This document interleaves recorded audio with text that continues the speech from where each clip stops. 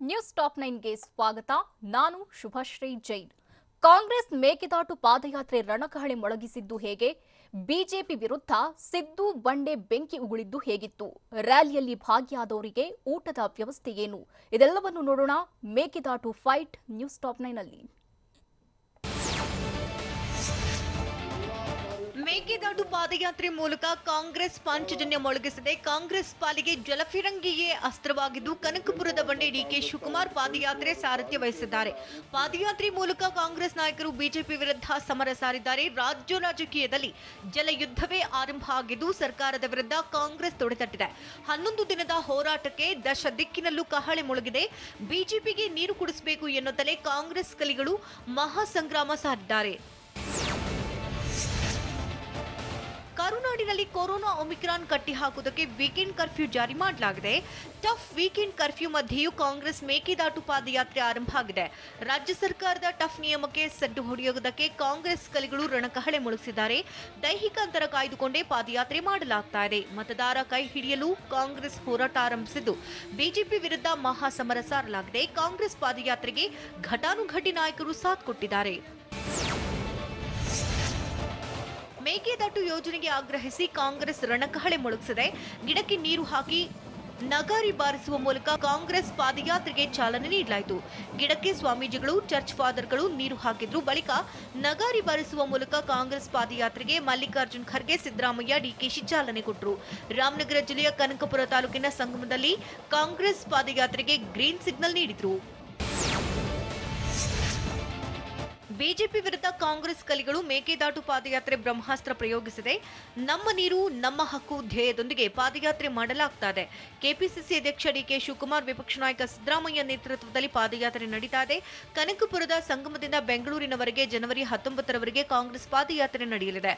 Walk for water ಅನ್ನೋ ಮೂಲಕ Congress ಕಲಿಗಳು BJP ವಿರುದ್ಧ ಸಮರ ಸಾರಿದ್ದಾರೆ. ಪಾದಯಾತ್ರೆ ಮೂಲಕ ಬಿಜೆಪಿಗೆ ಟಕ್ಕರ್ ಕೊಡೋಕೆ ಪ್ಲಾನ್ ಮಾಡಿದ್ದಾರೆ. ರಾಮನಗರ ಜಿಲ್ಲೆಯ ಕನಕಪುರದ ಸಂಗಮದ ಬಳಿ ಮೇಕೆದಾಟು ಪಾದಯಾತ್ರೆಗೆ ಚಾಲನೆ ನೀಡಲಾಯಿತು. ಬಿಜೆಪಿ ವಿರುದ್ಧ ಸಮರವನ್ನ ಸಾರಿರೋ ಬೃಹತ್ ಪಾದಯಾತ್ರೆಯಲ್ಲಿ ಘಟಾನುಘಟಿ ಲೀಡರ್ಸ್ ಭಾಗಿಯಾಗಿದ್ದಾರೆ. ಕೆಪಿಸಿಸಿ ಅಧ್ಯಕ್ಷ DKShi, Siddaramaiah, Mallikarjuna Kharge, doctor G Parameshwar, DK Suresh, KPCC ಕಾರ್ಯಾಧ್ಯಕ್ಷರು, ಕಾಂಗ್ರೆಸ್ ಶಾಸಕರು, ಮಾಜಿ ಶಾಸಕರು, ಸ್ವಾಮೀಜಿಗಳು, ನಟ ದುನಿಯಾ ವಿಜಯ್ ಹಾಗೂ ಸಾಧು ಕೋಕಿಲ ಸೇರಿದಂತೆ ಹಲವರು ಭಾಗಿಯಾಗಿದ್ದಾರೆ. ಕಾಂಗ್ರೆಸ್ ಪಾದಯಾತ್ರೆಗೆ ವಿವಿಧ ಕಲಾ ತಂಡಗಳು ಕೂಡ ಸಾಥ್ ನೀಡಿದ್ವು. ಜನವರಿ 19ರವರೆಗೆ ಮೇಕೆದಾಟು ಪಾದಯಾತ್ರೆ ನಡೆಯಲಿದೆ. 100ಕ್ಕೂ ಹೆಚ್ಚು ಕಲಾವಿದರು ಪಾದಯಾತ್ರೆಯಲ್ಲಿ ಭಾಗಿಯಾಗಿದ್ರು. ಡೊಳ್ಳು ಕುಣಿತ, ವೀರಗಾಸೆ ತಂಡಗಳು ಮೆರುಗನ್ನ ಹೆಚ್ಚಿಸಿದ್ವು. ಕನಕಪುರದ ಸಂಗಮದಿಂದ ಕಲಾ ತಂಡಗಳು ಪಾದಯಾತ್ರೆಯಲ್ಲಿ ಭಾಗಿಯಾಗಿದ್ವು. ಹೆಗ್ಗನೂರಲ್ಲಿ ಭೋಜನ ಸೇವಿಸಿ ದೊಡ್ಡ ಆಲಹಳ್ಳಿಯಲ್ಲಿ ಕೈ ನಾಯಕರು ವಾಸ್ತವ್ಯ ಹೂಡಲಿದ್ದಾರೆ. ಪಾದಯಾತ್ರೆಯಲ್ಲಿ ಭಾಗಿಯಾಗುವ ಪ್ರತಿಯೊಬ್ಬರಿಗೂ ಊಟದ ವ್ಯವಸ್ಥೆ ಮಾಡಲಾಗಿದೆ. ಮೇಕೆದಾಟು ಪಾದಯಾತ್ರೆಯಲ್ಲಿ ಭಾಗವಹಿಸುವವರಿಗೆ ಭರ್ಜರಿ ಭೋಜನ ಕೂಡ ವ್ಯವಸ್ಥೆ ಮಾಡಲಾಗಿದೆ. ಕನಕಪುರದ ಹೆಗ್ಗನೂರ ಬಳಿ ಕಾರ್ಯಕರ್ತರಿಗೆ ವೆರೈಟಿ ಭೋಜನ ಮಾಡಲಾಗಿತ್ತು. ಪಾದಯಾತ್ರೆಯಲ್ಲಿ ಪಾಲ್ಗೊಳ್ಳುವ ಕಾರ್ಯಕರ್ತರಿಗೆ ಊಟದ ವ್ಯವಸ್ಥೆ ಮಾಡಲಾಗಿತ್ತು. 100 ಬಾಣಸಿಗರು ಅಡುಗೆಯನ್ನ ತಯಾರು ಮಾಡಿದ್ರು. ಮೆಂತ್ಯ ಬಾತ್, ಮೊಸರನ್ನ, ಮೈಸೂರು ಪಾಕ್, ಮುದ್ದೆ, ಅವರೆಕಾಳು ಸಾಂಬಾರ್, ರಸಂ, ಅನ್ನ, ಸಾಂಬಾರ್ ಸೇರಿದಂತೆ ಊಟದ ವ್ಯವಸ್ಥೆಯನ್ನು ಮಾಡಲಾಯಿತು. ಊಟಕ್ಕಾಗಿ 30 ಕೌಂಟರ್ ಬಫೆ ಸಿಸ್ಟಮ್ ಮಾಡಿದ್ರು. ಕುಳಿತು ಊಟ ಮಾಡಲು ಚೇರ್, ಟೇಬಲ್ ವ್ಯವಸ್ಥೆ ಕೂಡ ಮಾಡಲಾಯಿತು. ಅಲ್ಲದೆ ಕಾರ್ಯಕರ್ತರು ಉಳಿದುಕೊಳ್ಳಲು ಟೆಂಟ್ ವ್ಯವಸ್ಥೆ ಕೂಡ ಮಾಡಿದ್ರು. 5 ಎಕರೆ ಪ್ರದೇಶದಲ್ಲಿ ಊಟದ ವ್ಯವಸ್ಥೆ ಮಾಡಲಾಗಿತ್ತು. ಮನರಂಜನೆ ಕಾರ್ಯಕ್ರಮ ಆಯೋಜನೆ ಮಾಡಲಾಗಿದ್ದು ಕನಕಪುರದ ಹೆಗ್ಗನೂರು ಬಳಿ ಸಕಲ ವ್ಯವಸ್ಥೆ ಮಾಡಲಾಗಿತ್ತು. ಪಾದಯಾತ್ರೆಯಲ್ಲಿ ಪಾಲ್ಗೊಂಡಿದ್ದ ನಾಯಕರು, ಕಾಂಗ್ರೆಸ್ ಕಾರ್ಯಕರ್ತರು ಊಟ ಸವಿದು ವಿಶ್ರಾಂತಿ ಪಡೆದರು. ಬಿಜೆಪಿಗೆ ಟಕ್ಕರ್ ಕೊಡೋಕೆ ಕಾಂಗ್ರೆಸ್ ಸಮರ ಸಾರಿದೆ. ಮೇಕೆದಾಟು ಪಾದಯಾತ್ರೆ ಮೂಲಕ ಟಕ್ಕರ್ ಕೊಡಲು ಕಾಂಗ್ರೆಸ್ ಕಲಿಗಳು ಪ್ಲಾನ್ ಮಾಡಿದ್ದಾರೆ. 11 ದಿನಗಳ ಕಾಲ ನಡೆಯಲಿರುವಂತಹ ಪಾದಯಾತ್ರೆ ಬೆಂಗಳೂರಲ್ಲಿ ಅಂತ್ಯವಾಗಲಿದೆ. ಬಸವನಗುಡಿ ನ್ಯಾಷನಲ್ ಕಾಲೇಜು ಮೈದಾನದಲ್ಲಿ ಅಂತ್ಯವಾಗಲಿದ್ದು ಜನವರಿ 19ರಂದು ಮೇಕೆದಾಟು ಪಾದಯಾತ್ರೆ ಸಮಾರೋಪ ಸಮಾರಂಭ ನಡೆಯಲಿದೆ. ಬೆಂಗಳೂರಿನಲ್ಲೂ ಸಕಲ ಸಿದ್ಧತೆ ಮಾಡಿಕೊಳ್ಳಲಾಗಿದೆ. ಬಿಜೆಪಿ ವಿರುದ್ಧ ಸಿದ್ದರಾಮಯ್ಯ ಗುಡುಗಿದ್ದು ಹೇಗೆ? ಕೇಂದ್ರ ಸರ್ಕಾರಕ್ಕೆ ಟಗರು ಡಿಚ್ಚಿ ಹೇಗಿತ್ತು? ಕೇಸರಿ ಕಲಿಗಳಿಗೆ ಡಿಕೆಶಿ ಹಾಕಿರೋ ಓಪನ್ ಚಾಲೆಂಜ್ ಏನು? ಇದೆಲ್ಲವನ್ನು ನೋಡೋಣ ಕಾಂಗ್ರೆಸ್ ಕಿಚ್ಚು ನ್ಯೂಸ್ ಟಾಪ್ 9ನಲ್ಲಿ. ಬಿಜೆಪಿ ವಿರುದ್ಧ ಕಾಂಗ್ರೆಸ್ ಮೇಕೆದಾಟು ಪಾದಯಾತ್ರೆ ಬ್ರಹ್ಮಾಸ್ತ್ರ ಪ್ರಯೋಗಿಸಿದೆ. ರಾಮನಗರ ಜಿಲ್ಲೆಯ ಕನಕಪುರ ತಾಲೂಕಿನ ಸಂಗಮದಲ್ಲಿ ವಿಪಕ್ಷ ನಾಯಕ ಸಿದ್ದರಾಮಯ್ಯ ಬಿಜೆಪಿ ವಿರುದ್ಧ ಗುಡುಗಿದ್ರು. ಕೇಂದ್ರ ಜಲ ಆಯೋಗ ಕೆಲವೊಂದು ಸ್ಪಷ್ಟನೆಗಳನ್ನ ಕೇಳಿತ್ತು. ಸಿಡಬ್ಲ್ಯೂಸಿ ಕೇಳಿರುವುದಕ್ಕೆ ಉತ್ತರ ನೀಡಿದ್ದೆವು. 2019ರಲ್ಲಿ ಡಿಕೆ ಶಿವಕುಮಾರ್ ಹೊಸ ಡಿಪಿಆರ್ ಮಂಡಿಸಿದ್ದಾರೆ. 2019ರಲ್ಲಿ ಈ ಯೋಜನೆ ವೆಚ್ಚ 9,000 ಕೋಟಿ ರೂಪಾಯಿ ಇತ್ತು. ನಮ್ಮ ಕಾಲದಲ್ಲಿ ಯಾವುದೇ ವಿಳಂಬ ಆಗಿಲ್ಲ. ನಮ್ಮ ಅವಧಿಯಲ್ಲಿ ಸುಪ್ರೀಂ ಕೋರ್ಟ್ನಲ್ಲಿ ಇತ್ತು. ಆದರೂ ನಾವು ಡಿಪಿಆರ್ ಸಿದ್ಧಪಡಿಸಿದ್ದೆವು ಅಂತ ವಿಪಕ್ಷ ನಾಯಕ ಸಿದ್ದರಾಮಯ್ಯ ಹೇಳಿದ್ರು. ಮೇಕೆದಾಟು ಯೋಜನೆಗೆ ಯಾವುದೇ ರೀತಿಯ ತಡೆಯಿಲ್ಲ. ಆದರೂ ಡಬಲ್ ಇಂಜಿನ್ ಸರ್ಕಾರ ಏನು ಮಾಡ್ತಿದೆ ಅಂತ ರಾಮನಗರ ಜಿಲ್ಲೆ ಕನಕಪುರ ತಾಲೂಕಿನ ಸಂಗಮದಲ್ಲಿ ವಿಪಕ್ಷ ನಾಯಕ ಸಿದ್ದರಾಮಯ್ಯ ಪ್ರಶ್ನೆ ಮಾಡಿದ್ರು. ಯಾಕೆ ಇನ್ನೂ ಕ್ಲಿಯರೆನ್ಸ್ ತೆಗೆದುಕೊಂಡಿಲ್ಲ? ಇದು ನಾಡಿನ ಜನತೆಗೆ ಮಾಡಿದ ದ್ರೋಹ ಅಂತ ವಿಪಕ್ಷ ನಾಯಕ ಸಿದ್ದರಾಮಯ್ಯ ಗುಡುಗಿದ್ರು. ಮೇಕೆದಾಟು ಯೋಜನೆ ಆರಂಭ ಮಾಡೋದಕ್ಕೆ 2.5 ವರ್ಷ ಬೇಕಾ? ಏನ್ ಮಾಡ್ತಿದ್ದೀರಿ ಮಿಸ್ಟರ್ ಗೋವಿಂದ ಕಾರಜೋಳ? 25 ಸಂಸದರು ಇದ್ದೀರಿ, ಏನ್ ಮಾಡ್ತಿದ್ದೀರಾ? ನಿಮ್ಗೆ ನಾಚಿಕೆ ಆಗ್ಬೇಕು ಅಂತ ವಿಪಕ್ಷ ನಾಯಕ ಸಿದ್ದರಾಮಯ್ಯ ಗುಡುಗಿದ್ರು. ಮೇಕೆದಾಟು ಯೋಜನೆಯಿಂದ 2 ರಾಜ್ಯಗಳಿಗೆ ಅನುಕೂಲವಾಗಲಿದೆ. ಹೀಗಾಗಿ ತಮಿಳುನಾಡು ಇದನ್ನ ವಿರೋಧ ಮಾಡಲ್ಲ ಅಂತ ರಾಮನಗರ ಜಿಲ್ಲೆ ಕನಕಪುರ ತಾಲೂಕಿನ ಸಂಗಮದಲ್ಲಿ ವಿಪಕ್ಷ ನಾಯಕ ಸಿದ್ದರಾಮಯ್ಯ ಹೇಳಿದ್ರು. ತಮಿಳುನಾಡು ವಿರೋಧ ಮಾಡೋದಕ್ಕೆ ಯಾವುದೇ ಕಾರಣ ಇಲ್ಲ. ತಮಿಳುನಾಡಿನವರು ಖ್ಯಾತೆ ತೆಗೆಯುವುದರಲ್ಲಿ ಅರ್ಥವಿದೆ. ಆದ್ರೆ ರಾಜ್ಯದ ಬಿಜೆಪಿ ನಾಯಕರು ಯಾಕೆ ಖ್ಯಾತೆ ತೆಗೆಯುತ್ತಿದ್ದಾರೆ? ತಮಿಳುನಾಡಿನಲ್ಲಿ ಬಿಜೆಪಿ ಶಕ್ತಿ ವಿಸ್ತರಣೆ ಮಾಡಿಕೊಳ್ಳಲು ಮೇಕೆದಾಟು ಯೋಜನೆ ಜಾರಿಗೆ ವಿರೋಧಿಸುತ್ತದೆ. ನಾಡಿನ ಜನರಿಗೆ ಮಾಡ್ತಿರುವ ದ್ರೋಹವಿದು ಅಂತ ಬಿಜೆಪಿ ವಿರುದ್ಧ ವಿಪಕ್ಷ ನಾಯಕ ಸಿದ್ದರಾಮಯ್ಯ ವಾಗ್ದಾಳಿ ನಡೆಸಿದ್ರು. ಮೇಕೆದಾಟು ಯೋಜನೆಗೆ ಆಗ್ರಹಿಸಿ ಕಾಂಗ್ರೆಸ್ ಪಾದಯಾತ್ರೆ ಮೂಲಕ ರಣಕಹಳೆ ಮೊಳಗಿಸಿದೆ. ಕಳೆದ 2 ತಿಂಗಳ ಹಿಂದೆಯೇ ನಾವು ಪಾದಯಾತ್ರೆ ಘೋಷಿಸಿದ್ದೆವು. ನಮ್ಮ ಪಾದಯಾತ್ರೆ ತಡೆಯಲು ಸರ್ಕಾರದಿಂದ ಪ್ರಯತ್ನ ಅಂತ ಕನಕಪುರ ತಾಲೂಕಿನ ಸಂಗಮದಲ್ಲಿ ವಿಪಕ್ಷ ನಾಯಕ ಸಿದ್ದರಾಮಯ್ಯ ಆಕ್ರೋಶ ಹೊರಹಾಕಿದ್ರು. ತಮಿಳುನಾಡಿನಲ್ಲಿ ಬಿಜೆಪಿ ಶಕ್ತಿ ಹೆಚ್ಚಿಸಿಕೊಳ್ಳಲು ಮೇಕೆದಾಟು ಯೋಜನೆಗೆ ವಿಳಂಬ ಮಾಡಲಾಗ್ತಿದೆ. ಕೇಂದ್ರ ಸರ್ಕಾರ ಯೋಜನೆಗೆ ಕ್ಲಿಯರೆನ್ಸ್ ಕೊಟ್ಟಿಲ್ಲ. ಪರಿಸರ ಇಲಾಖೆ ಕ್ಲಿಯರೆನ್ಸ್ ಕೊಟ್ಟಿಲ್ಲ. ಪಾದಯಾತ್ರೆ ನಡೆಯಬಾರದೆಂದು ಪ್ರಯತ್ನ ಮಾಡ್ತಿದ್ದಾರೆ. ಜನರಿಗೆ ಸುಳ್ಳು ಮಾಹಿತಿ ಕೊಡುವ ಕೆಲಸ ಮಾಡ್ತಿದ್ದಾರೆ ಅಂತ ವಿಪಕ್ಷ ನಾಯಕ ಸಿದ್ದರಾಮಯ್ಯ ಬೆಂಕಿ ಉಗುಳಿದ್ರು. ಜನರಿಗೆ ಕುಡಿಯುವ ನೀರು ಕೊಡ್ಬೇಕಾ ಬೇಡ್ವಾ? ಅದಕ್ಕಾಗಿಯೇ ಕಾಂಗ್ರೆಸ್ ಪಾದಯಾತ್ರೆ ಮಾಡ್ತಿದೆ ಅಂತ ಕನಕಪುರದ ಸಂಗಮದಲ್ಲಿ ವಿಪಕ್ಷ ನಾಯಕ ಸಿದ್ದರಾಮಯ್ಯ ಹೇಳಿದ್ರು. ಮೇಕೆದಾಟು ಯೋಜನೆ ಮಾಡಿದ್ರೆ ನೀರಿಗೆ ಸಮಸ್ಯೆ ಇರಲ್ಲ. ಮುಂದಿನ 50 ವರ್ಷ ಕುಡಿಯುವ ನೀರಿನ ಸಮಸ್ಯೆ ಇರೋದಿಲ್ಲ. ರಾಜ್ಯದ 2.5 ಕೋಟಿ ಜನರಿಗೆ ಅನುಕೂಲವಾಗುತ್ತೆ ಅಂತ ರಾಮನಗರ ಜಿಲ್ಲೆ ಕನಕಪುರ ತಾಲೂಕಿನ ಸಂಗಮದಲ್ಲಿ ವಿಪಕ್ಷ ನಾಯಕ ಸಿದ್ದರಾಮಯ್ಯ ಹೇಳಿದ್ರು. ಮಾರ್ಚ್, ಏಪ್ರಿಲ್, ಮೇನಲ್ಲಿ ತಮಿಳುನಾಡಿಗೆ ನಾವು ನೀರು ಹರಿಸಬೇಕಾಗುತ್ತೆ. ಆದರೆ ಆಗ ನಮ್ಮ ನದಿಗಳಲ್ಲಿ ನೀರು ಇರೋದಿಲ್ಲ. ನಾವು ಹೇಗೆ ನೀರು ಬಿಡೋದಕ್ಕೆ ಆಗುತ್ತೆ ಅಂತ ಕನಕಪುರ ತಾಲೂಕಿನ ಸಂಗಮದಲ್ಲಿ ವಿಪಕ್ಷ ನಾಯಕ ಸಿದ್ದರಾಮಯ್ಯ ಪ್ರಶ್ನಿಸಿದ್ರು. ಡ್ಯಾಂಗಳಲ್ಲಿ ನೀರು ಇಲ್ದಿದ್ರೆ ರಾಜ್ಯದ ಜನರಿಗೆ ಸಮಸ್ಯೆ ಆಗುತ್ತೆ. ಹೀಗಾಗಿ ಮೇಕೆದಾಟು ಯೋಜನೆ ಮಾಡಬೇಕಾಗಿದೆ. ಹೆಚ್ಚುವರಿ ನೀರು ಸಮುದ್ರಕ್ಕೆ ಹರಿದು ಹೋಗ್ತಿದೆ. ಹೆಚ್ಚುವರಿ ನೀರನ್ನ ಸಂಗ್ರಹಿಸುವುದಕ್ಕಾಗಿ ಮೇಕೆದಾಟು ಯೋಜನೆ ಅಗತ್ಯ ಅಂತ ವಿಪಕ್ಷ ನಾಯಕ ಸಿದ್ದರಾಮಯ್ಯ ಹೇಳಿದ್ರು. ಕೋವಿಡ್ ನಿಯಮ ಪಾಲಿಸಿ ಪಾದಯಾತ್ರೆ ಮಾಡಿ ಅಂತ ರಾಮನಗರ ಜಿಲ್ಲೆ ಕನಕಪುರ ತಾಲೂಕಿನ ಸಂಗಮದಲ್ಲಿ ಕೆಪಿಸಿಸಿ ಅಧ್ಯಕ್ಷ ಡಿಕೆಶಿ ಹೇಳಿದ್ರು. ಉಪಹಾರ, ಊಟ ಸಿಗುತ್ತೋ ಬಿಡುತ್ತೋ ಗೊತ್ತಿಲ್ಲ. ಜೀವನದಿಗಾಗಿ ಎಲ್ಲರೂ ಪಾದಯಾತ್ರೆ ಮಾಡಿ. ನಾವು ಹೋರಾಟ ಮಾಡ್ತಿರೋದು ಅಧಿಕಾರಕ್ಕಾಗಿ ಅಲ್ಲ, ರಾಜ್ಯದ ಜನರಿಗೆ ಕುಡಿಯುವ ನೀರು ಕೊಡಲು ಪಾದಯಾತ್ರೆ ಮಾಡ್ತಿದ್ದೇವೆ ಅಂತ ಸಂಗಮದಲ್ಲಿ ಕೆಪಿಸಿಸಿ ಅಧ್ಯಕ್ಷ ಡಿಕೆಶಿ ಹೇಳಿದ್ರು. ಬಿಜೆಪಿ ವಿರುದ್ಧ ಕಾಂಗ್ರೆಸ್ ಮೇಕೆದಾಟು ಪಾದಯಾತ್ರೆ ಮೂಲಕ ಪಾಂಚಜನ್ಯ ಮೊಳಗಿಸಿದೆ. ರಾಮನಗರದ ಕನಕಪುರ ತಾಲೂಕಿನ ಸಂಗಮದಿಂದ ನಮ್ಮ ನೀರು ನಮ್ಮ ಹಕ್ಕು ಧ್ಯೇಯದೊಂದಿಗೆ ಕಾಂಗ್ರೆಸ್ ಪಾದಯಾತ್ರೆ ಆರಂಭವಾಗಿದೆ. ಸರ್ಕಾರಕ್ಕೆ ಕೆಪಿಸಿಸಿ ಅಧ್ಯಕ್ಷ ಡಿಕೆಶಿ ನೇರ ಸವಾಲ್ ಹಾಕಿದ್ರು. ರಾಜ್ಯದ ಜನರಿಗೆ ಕುಡಿಯುವ ನೀರು ಕೊಡಲು ಪಾದಯಾತ್ರೆ ಮಾಡ್ತಿದ್ದೇವೆ. ತಾಕತ್ತಿದ್ರೆ ಪಾದಯಾತ್ರೆಯನ್ನ ತಡೆಯಿರಿ ಅಂತ ಕೆಪಿಸಿಸಿ ಅಧ್ಯಕ್ಷ ಡಿಕೆಶಿ ಸವಾಲ್ ಹಾಕಿದ್ರು. ಕಡ್ಡಾಯವಾಗಿ ಎಲ್ಲರೂ ಮಾಸ್ಕ್ ಧರಿಸಿ ಪಾದಯಾತ್ರೆ ಮಾಡಿ. ಎಲ್ಲರೂ ಕಾನೂನು ಪಾಲನೆ ಮಾಡಬೇಕು ಅಂತ ಸಂಗಮದಲ್ಲಿ ವಿಪಕ್ಷ ನಾಯಕ ಸಿದ್ದರಾಮಯ್ಯ ಹೇಳಿದ್ರು. ಯಾರೂ ಕೂಡ ಜವಾಬ್ದಾರಿಯನ್ನ ಮರೆಯಬಾರದು ಅಂದ್ರು. ಸಂಗಮದಲ್ಲಿ ಮಾಸ್ಕ್ ಧರಿಸದೆ ಕುಳಿತಿದ್ದ ಕೈ ಕಾರ್ಯಕರ್ತರಿಗೆ ಮಾಸ್ಕ್ ಹಾಕಿಕೊಳ್ಳಿ ಅಂತ ಗದರಿದ್ರು. ಅಲ್ಲದೆ ಮಾಸ್ಕ್ ಧರಿಸದೆ ಇರೋರನ್ನ ಪಾದಯಾತ್ರೆಯಿಂದ ವಾಪಸ್ ಕಳಿಸೋದಾಗಿ ಸಿದ್ದರಾಮಯ್ಯ ಎಚ್ಚರಿಕೆ ನೀಡಿದ್ರು.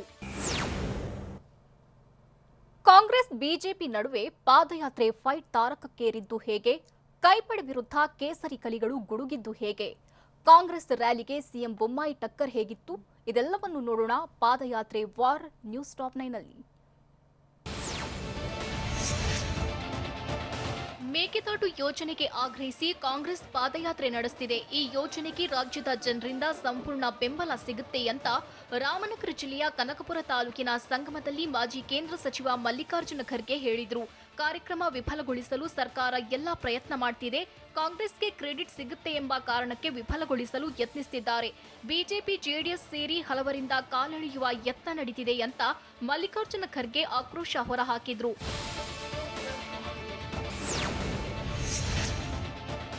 ನಮ್ಮ ಪ್ರಯತ್ನದಿಂದ 14 ಟಿಎಂಸಿ ನೀರು ರಾಜ್ಯಕ್ಕೆ ಉಳಿಯಿತು. ಇದರಿಂದ ಮೇಕೆದಾಟು ಯೋಜನೆಗೆ ಅನುಕೂಲ ಆಗಿದೆ ಅಂತ ಕನಕಪುರ ತಾಲೂಕಿನ ಸಂಗಮದಲ್ಲಿ ಮಾಜಿ ಜಲಸಂಪನ್ಮೂಲ ಸಚಿವ ಎಂಬಿ ಪಾಟೀಲ್ ಹೇಳಿದ್ರು. ನಮ್ಮ ಡಿಪಿಆರ್ಗೆ ಯಾವುದೇ ತಡೆ ನೀಡಿಲ್ಲ, ಯೋಜನೆ ಮಾಡದೆ ಜನರಿಗೆ ತಪ್ಪು ಮಾಹಿತಿ ನೀಡುತ್ತಿದ್ದಾರೆ ಅಂತ ಜಲಸಂಪನ್ಮೂಲ ಸಚಿವ ಗೋವಿಂದ ಕಾರಜೋಳ ವಿರುದ್ಧ ಎಂಬಿ ಪಾಟೀಲ್ ಕಿಡಿಕಾರಿದ್ರು.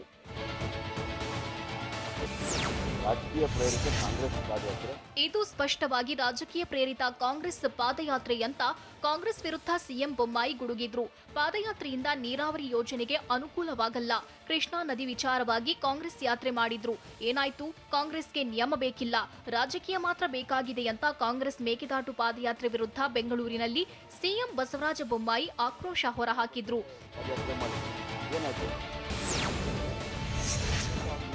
ಕಾಂಗ್ರೆಸ್ ಮೇಕೆದಾಟು ಪಾದಯಾತ್ರೆ ವಿರುದ್ಧ ಬೆಂಗಳೂರಿನಲ್ಲಿ ಸಿಎಂ ಬೊಮ್ಮಾಯಿ ರೋಷಾಗ್ನಿ ಹೊರಹಾಕಿದ್ರು.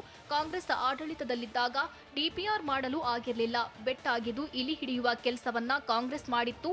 ಮೇಕೆದಾಟು ಯೋಜನೆ ವಿಚಾರದಲ್ಲಿ ಕಾಂಗ್ರೆಸ್ ದೊಡ್ಡ ರಾಜಕೀಯ ಮಾಡ್ತಿದೆ ಅಂತ ಕಾಂಗ್ರೆಸ್ ಪಾದಯಾತ್ರೆ ವಿರುದ್ಧ ಸಿಎಂ ಬಸವರಾಜ ಬೊಮ್ಮಾಯಿ ಕಿಡಿಕಾರಿದ್ರು.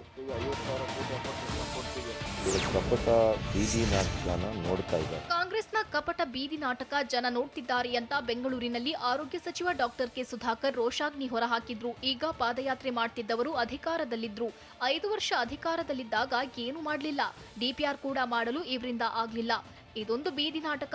ಕಾವೇರಿ ತಾಯಿಗೆ ಕಾಂಗ್ರೆಸ್ನವರು ಅಪಮಾನ ಮಾಡ್ತಿದ್ದಾರೆ ಅಂತ ಕಾಂಗ್ರೆಸ್ ಮೇಕೆದಾಟು ಪಾದಯಾತ್ರೆ ವಿರುದ್ಧ ಬೆಂಗಳೂರಿನಲ್ಲಿ ಆರೋಗ್ಯ ಸಚಿವ ಸುಧಾಕರ್ ಆಕ್ರೋಶ ಹೊರಹಾಕಿದ್ರು. ಅಪಮಾನ ಮಾಡುವಂತ 6 ವರ್ಷ ಅಧಿಕಾರದಲ್ಲಿದ್ರು. ಕಾಂಗ್ರೆಸ್ ಒಟ್ಟು 6 ವರ್ಷಗಳ ಕಾಲ ಆಡಳಿತದಲ್ಲಿತ್ತು. 6 ವರ್ಷದಲ್ಲಿ ಒಂದು ಡಿಪಿಆರ್ ಮಾಡೋದಕ್ಕೆ ಆಗ್ಲಿಲ್ಲ ಅಂತ ಕಾಂಗ್ರೆಸ್ ಮೇಕೆದಾಟು ಪಾದಯಾತ್ರೆ ವಿರುದ್ಧ ಆರೋಗ್ಯ ಸಚಿವ ಸುಧಾಕರ್ ಕೆಂಡಕಾರಿದ್ರು. ಇದರಿಂದಲೇ ಗೊತ್ತಾಗುತ್ತೆ ಅವರ ಬದ್ಧತೆ ಏನೆಂಬುದು. ಮೇಕೆದಾಟು ಯೋಜನೆ ನಮ್ಮ ಸರ್ಕಾರದಲ್ಲಿ ಆಗುತ್ತೆ, ಬೊಮ್ಮಾಯಿ ನೇತೃತ್ವದ ಸರ್ಕಾರವೇ ಯೋಜನೆ ಮಾಡುತ್ತೆ ಅಂತ ಬೆಂಗಳೂರಿನಲ್ಲಿ ಡಾಕ್ಟರ್ ಸುಧಾಕರ್ ಹೇಳಿದ್ರು. ಕೆಲವೇ ತಿಂಗಳಲ್ಲಿ ಇವರು ಪ್ರಾರಂಭ ಮಾಡ್ತಾರೆ ಅಂತ. ಇದು ಕೋವಿಡ್ ನಿಜವಾಗ್ಲೂ ಕೂಡ ಕರ್ನಾಟಕದಲ್ಲಿ ಇಲ್ಲುವಂತ. ರಾಜ್ಯದಲ್ಲಿ ಕೋವಿಡ್ ಪ್ರಕರಣ ಇಲ್ಲ ಅಂತ ಕಾಂಗ್ರೆಸ್ನವರು ಹೇಳ್ತಿದ್ದಾರೆ. ಜವಾಬ್ದಾರಿಯುತ ಸ್ಥಾನದಲ್ಲಿರುವವರು ಹೀಗೆ ಮಾತನಾಡಬಾರದು ಅಂತ ಬೆಂಗಳೂರಿನಲ್ಲಿ ಆರೋಗ್ಯ ಸಚಿವ ಡಾಕ್ಟರ್ ಕೆ ಸುಧಾಕರ್ ಕಿಡಿಕಾರಿದ್ರು. ಅವರು ರಾಜ್ಯ ಸರ್ಕಾರಕ್ಕೆ ಸಹಕಾರ ನೀಡಬೇಕಾಗಿತ್ತು. ನಿಯಮಗಳನ್ನ ಉಲ್ಲಂಘಿಸಿ ರ್ಯಾಲಿ ಮಾಡ್ತಿರುವುದು ಸರಿಯಲ್ಲ. ರಾಜ್ಯದ ಜನರ ಆರೋಗ್ಯಕ್ಕೆ ತೊಂದರೆ ಮಾಡ್ತಿದ್ದಾರೆ. ಸರ್ಕಾರ ಕಾನೂನು ಕ್ರಮವನ್ನ ತೆಗೆದುಕೊಳ್ಳಲಿದೆ ಅಂತ ಆರೋಗ್ಯ ಸಚಿವ ಸುಧಾಕರ್ ಹೇಳಿದ್ರು. ಮೇಕೆದಾಟು ಯೋಜನೆಗೆ ಆಗ್ರಹಿಸಿ ಕಾಂಗ್ರೆಸ್ ನಡೆಸುತ್ತಿರುವ ಪಾದಯಾತ್ರೆಗೆ ಗೃಹ ಸಚಿವ ಆರಗ ಜ್ಞಾನೇಂದ್ರ ಕಿಡಿಕಾರಿದ್ರು. ಪಾದಯಾತ್ರೆಯಲ್ಲಿ ನಿಯಮ ಉಲ್ಲಂಘಿಸಿದವರ ವಿರುದ್ಧ ಕ್ರಮ ಕೈಗೊಳ್ಳುತ್ತೇವೆ. ಜಿಲ್ಲಾಡಳಿತಕ್ಕೆ ಕ್ರಮವನ್ನ ತೆಗೆದುಕೊಳ್ಳಲು ಸೂಚಿಸಿದ್ದೇವೆ. ಯಾರೇ ನಿಯಮಗಳನ್ನ ಉಲ್ಲಂಘಿಸಿದ್ರೂ ಪ್ರಕರಣ ದಾಖಲಿಸುತ್ತೇವೆ. ಕೋವಿಡ್ ಹೆಚ್ಚಾಗ್ತಿರೋ ಸಮಯದಲ್ಲಿ ಕಾಂಗ್ರೆಸ್ ರಾಜಕಾರಣ ಮಾಡ್ತಿದೆ ಅಂತ ಗೃಹ ಸಚಿವ ಆರಗ ಜ್ಞಾನೇಂದ್ರ ಟಾಂಗ್ ಕೊಟ್ರು. ಮೇಕೆದಾಟು ಯೋಜನೆಗೆ ಆಗ್ರಹಿಸಿ ಕಾಂಗ್ರೆಸ್ ಪಾದಯಾತ್ರೆ ಮೂಲಕ ಕಹಳೆ ಮೊಳಗಿಸಿದೆ. ಮೇಕೆದಾಟು ಬಂಡೆಗಳ ಮೇಲೆ ಕುಳಿತು ಕಿವಿ ಹಿಡಿದು ಕ್ಷಮೆಯನ್ನ ಕೇಳಬೇಕು ಅಂತ ಗೃಹ ಸಚಿವ ಆರಗ ಜ್ಞಾನೇಂದ್ರ ಗುಡುಗಿದ್ರು. ಕಾಂಗ್ರೆಸ್ ಮೊದಲು ರಾಜ್ಯದ ಜನರಲ್ಲಿ ಕ್ಷಮೆ ಕೇಳಬೇಕು. ಹೋರಾಟ ಮಾಡೋದಕ್ಕೆ ಕಾಂಗ್ರೆಸ್ಗೆ ಯಾವ ನೈತಿಕತೆ ಇದೆ ಅಂತ ಬೆಂಗಳೂರಿನಲ್ಲಿ ಗೃಹ ಸಚಿವ ಆರಗ ಜ್ಞಾನೇಂದ್ರ ಗುಡುಗಿದ್ರು. Weekend curfew second day rules break ಹೇಗಿತ್ತು? ನಿಯಮ ಮೀರಿ ನಡೆದೋರಿಗೆ ಖಾಕಿ ಚಳಿ ಬಿಡಿಸಿದ್ದು ಹೇಗೆ? ಬಾಡೂಟದ ನೆಪದಲ್ಲಿ ಜನ ಮೈಮರೆತಿದ್ದು ಎಲ್ಲಿ? ಇದೆಲ್ಲವನ್ನು ನೋಡೋಣ ವೀಕೆಂಡ್ ಕರ್ಫ್ಯೂ ನ್ಯೂಸ್ ಟಾಪ್ 9ನಲ್ಲಿ. ರಾಜ್ಯದಲ್ಲಿ ಸರ್ಕಾರ ವೀಕೆಂಡ್ ಕರ್ಫ್ಯೂ ಹೇರಿದ್ರೂ ಮೇಕೆದಾಟು ಯೋಜನೆಗಾಗಿ ಕಾಂಗ್ರೆಸ್ ಬೃಹತ್ ಪಾದಯಾತ್ರೆ ನಡೆಸುತ್ತಿದೆ. ಮೇಕೆದಾಟುವಿನಿಂದ ಬೆಂಗಳೂರಿನವರೆಗೆ ಪಾದಯಾತ್ರೆ ನಡೀತಿದೆ. ಆದರೆ ಪಾದಯಾತ್ರೆಯಲ್ಲಿ ಕೋವಿಡ್ ರೂಲ್ಸ್ ಬ್ರೇಕ್ ಮಾಡಲಾಗಿದೆ. ಪಾದಯಾತ್ರೆಯಲ್ಲಿ ಭಾಗಿಯಾಗಿರೋ ಕೆಲವರು ಮಾಸ್ಕ್ ಧರಿಸಿಲ್ಲ, ದೈಹಿಕ ಅಂತರ ಕೂಡ ಪಾಲಿಸದೆ ನಿರ್ಲಕ್ಷ್ಯ ತೋರಿದ್ದಾರೆ. ಸರ್ಕಾರ ಕೊರೋನಾ ಒಮಿಕ್ರಾನ್ ಕಟ್ಟಿ ಹಾಕೋಕೆ ರ್ಯಾಲಿ ಜಾತ್ರೆಗಳಿಗೆ ಬ್ರೇಕ್ ಹಾಕಿದೆ. ಆದರೆ ಕೋವಿಡ್ ರೂಲ್ಸ್ಗೆ ಸೆಡ್ಡು ಹೊಡೆದು ಕಾಂಗ್ರೆಸ್ ಪಾದಯಾತ್ರೆ ನಡೀತಿದೆ.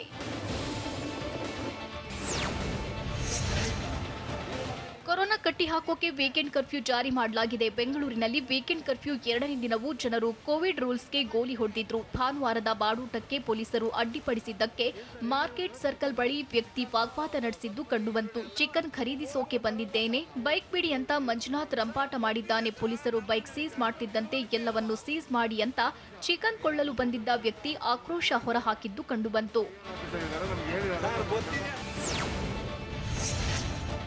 ಬೆಂಗಳೂರಿನಲ್ಲಿ ವೀಕೆಂಡ್ ಕರ್ಫ್ಯೂ ನಡುವೆ ಜನರು ನಿಯಮ ಉಲ್ಲಂಘಿಸಿ ನಿರ್ಲಕ್ಷ್ಯ ತೋರಿದ್ರು. ಹೊಸಕೋಟೆಯ ಚನ್ನಬೈರೇಗೌಡ ಕ್ರೀಡಾಂಗಣದಲ್ಲಿ ಜನರು ಗುಂಪು ಗುಂಪಾಗಿ ಜಮಾಯಿಸಿದ್ರು. ವಾಕಿಂಗ್, ಕ್ರಿಕೆಟ್ ಮತ್ತು ಫುಟ್ಬಾಲ್ ಆಟದಲ್ಲಿ ಯುವಕರು ನಿರತರಾಗಿದ್ರು. ವೀಕೆಂಡ್ ಕರ್ಫ್ಯೂ ನಡುವೆಯೇ ಮಹಿಳೆಯರು, ಮಕ್ಕಳು ಸೇರಿದಂತೆ ಜನರು ಮೈದಾನದಲ್ಲಿ ಗುಂಪು ಗುಂಪಾಗಿ ಸೇರಿದ್ರು. ಮಾಸ್ಕ್ ಧರಿಸದೆ ಮತ್ತು ದೈಹಿಕ ಅಂತರ ಪಾಲಿಸದೆ ಕೋವಿಡ್ ರೂಲ್ಸ್ಗೆ ಗೋಲಿ ಹೊಡೆದಿದ್ದು ಕಂಡುಬಂತು.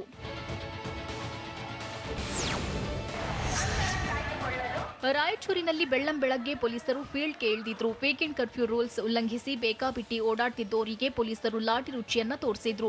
ಪೊಲೀಸರು ಲಾಠಿ ಬೀಸ್ತಿದ್ದಂತೆ ಎಲ್ಲ ಎದ್ನೋ ಬಿದ್ನೋ ಅಂತ ಓಡಿದ್ದು ಕಂಡುಬಂತು. ಮಫ್ತಿಯಲ್ಲಿ ಖುದ್ದು ಇನ್ಸ್ಪೆಕ್ಟರ್ ಫಜಲುದ್ದೀನ್ ಫೀಲ್ಡ್ಗೆ ಇಳಿದು ಚಳಿ ಬಿಡಿಸಿದ್ರು. ರೂಲ್ಸ್ ಬ್ರೇಕ್ ಮಾಡಿರೋರಿಗೆ ಶಾಕ್ ಕೊಟ್ರು. ಆಂಧ್ರದಿಂದ ಆಗಮಿಸಿದ್ದ ಕಾರನ್ನ ಪೊಲೀಸರು ಸೀಸ್ ಮಾಡಿ ಬಿಸಿ ಮುಟ್ಟಿಸಿದ್ರು.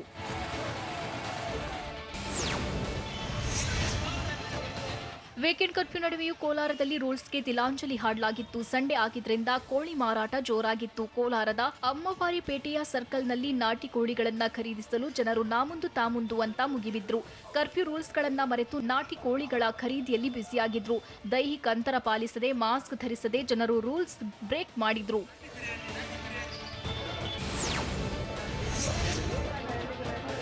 ರಾಜ್ಯದಲ್ಲಿ ವೀಕೆಂಡ್ ಕರ್ಫ್ಯೂ 2ನೇ ದಿನ ಖಡಕ್ ನಿಯಮಕ್ಕೆ ಜನ ತಿಲಾಂಜಲಿ ಹಾಡಿದ್ದು ಸಾಮಾನ್ಯವಾಗಿತ್ತು. ಸಂಡೆ ಆಗಿದ್ರಿಂದ ಬಳ್ಳಾರಿಯಲ್ಲಿ ಮಟನ್ ಖರೀದಿಗೆ ಜನರು ಮುಗಿಬಿದ್ರು. ಬಳ್ಳಾರಿ ಕೌಲ್ ಬಜಾರ್ ಮಟನ್ ಮಾರ್ಕೆಟ್ನಲ್ಲಿ ಬಾಡೂಟಕ್ಕೆ ಜನರು ಸಖತ್ ಸಿದ್ಧತೆ ಮಾಡಿಕೊಂಡ್ರು. ವೀಕೆಂಡ್ ಕರ್ಫ್ಯೂ ಇದ್ರೂ ಡೋಂಟ್ ಕೇರ್ ಎಂದಿದ್ರು. ಮಾಸ್ಕ್ ಧರಿಸದೆ, ದೈಹಿಕ ಅಂತರ ಪಾಲಿಸದೆ ಜನರು ಮಟನ್, ಫಿಶ್ ಖರೀದಿಯಲ್ಲಿ ಫುಲ್ ಬ್ಯುಸಿಯಾಗಿದ್ರು. ಕೋವಿಡ್ ನಿಯಮಗಳನ್ನ ಗಾಳಿಗೆ ತೂರಿ ವ್ಯಾಪಾರಿಗಳು ವಹಿವಾಟಿನಲ್ಲಿ ತೊಡಗಿದ್ರು.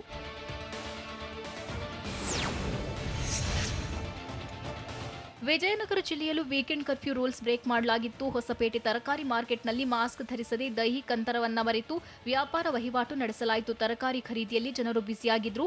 ಮಟನ್, ಚಿಕನ್ ಮಾರುಕಟ್ಟೆಯಲ್ಲಿ ಜನರು ಬಿಂದಾಸ್ ಆಗಿ ಓಡಾಡ್ತಿದ್ರು. ನಾಟಿ ಕೋಳಿ ಖರೀದಿಸಲು ಜನರು ಮುಗಿಬಿದ್ರು. ಖರೀದಿ ನೆಪದಲ್ಲಿ ರೂಲ್ಸ್ ಬ್ರೇಕ್ ಸಾಮಾನ್ಯವಾಗಿ ಕಂಡುಬಂತು. ವೀಕೆಂಡ್ ಕರ್ಫ್ಯೂ ಇರೋದ್ರಿಂದ ಹುಬ್ಬಳ್ಳಿಯಲ್ಲಿ ಬೆಳ್ಳಂಬೆಳಗ್ಗೆ ಪೊಲೀಸರು ಫೀಲ್ಡ್ಗೆ ಇಳಿದಿದ್ರು. ವೀಕೆಂಡ್ ಕರ್ಫ್ಯೂ ಇದ್ರೂ 2ನೇ ದಿನವೂ ಜನರು ಬೇಕಾಬಿಟ್ಟಿಯಾಗಿ ಓಡಾಡ್ತಿದ್ರು. ಹುಬ್ಬಳ್ಳಿಯ ಚೆನ್ನಮ್ಮ ವೃತ್ತ, ಕೇಶವಾಪುರ ವೃತ್ತ ಸೇರಿದಂತೆ ಹಲವು ರಸ್ತೆಗಳಲ್ಲಿ ಪೊಲೀಸರು ತಪಾಸಣೆ ನಡೆಸಿದ್ರು. ವಿನಾಕಾರಣ ಓಡಾಡ್ತಿದ್ದೋರಿಗೆ ದಂಡಾಸ್ತ್ರವನ್ನ ಹಾಕಿ ಬಿಸಿ ಮುಟ್ಟಿಸಿದ್ರು. ಬೇಕಾಬಿಟ್ಟಿಯಾಗಿ ಓಡಾಡ್ತಿದ್ದೋರ ವಾಹನಗಳನ್ನ ಸೀಸ್ ಮಾಡಿ ಬಿಗ್ ಶಾಕ್ ಕೊಟ್ರು. ಮಾಸ್ಕ್ ಧರಿಸದೆ ರಸ್ತೆಗಿಳಿದ ಸವಾರರಿಗೆ ವಿಜಯಪುರ ಪೊಲೀಸರು ದಂಡ ಹಾಕಿದ್ರು. ಬೆಳಗ್ಗೆ ಫೀಲ್ಡ್ಗೆ ಇಳಿದ ಪೊಲೀಸರು ವೀಕೆಂಡ್ ಕರ್ಫ್ಯೂವನ್ನ ಕಟ್ಟುನಿಟ್ಟಾಗಿ ಜಾರಿಗೊಳಿಸಿದ್ದು, ಪ್ರತಿ ವಾಹನವನ್ನು ತಪಾಸಣೆಗೆ ಒಳಪಡಿಸಿದ್ರು. ಈ ವೇಳೆ ಮಾಸ್ಕ್ ಹಾಕದ ಸವಾರರು ಚಾಲಕರಿಗೆ 250 ರೂಪಾಯಿವರೆಗೂ ದಂಡ ವಿಧಿಸಿದ್ರು. ಫೈನ್ ಕಟ್ಟದವರ ವಾಹನಗಳನ್ನ ಪೊಲೀಸರು ವಶಕ್ಕೆ ಪಡೆದ್ರು. ಈ ವೇಳೆ ಕೆಲ ಸವಾರರು ಪೊಲೀಸರ ಜೊತೆ ವಾಗ್ವಾದ ಕೂಡ ಮಾಡಿದ್ರು.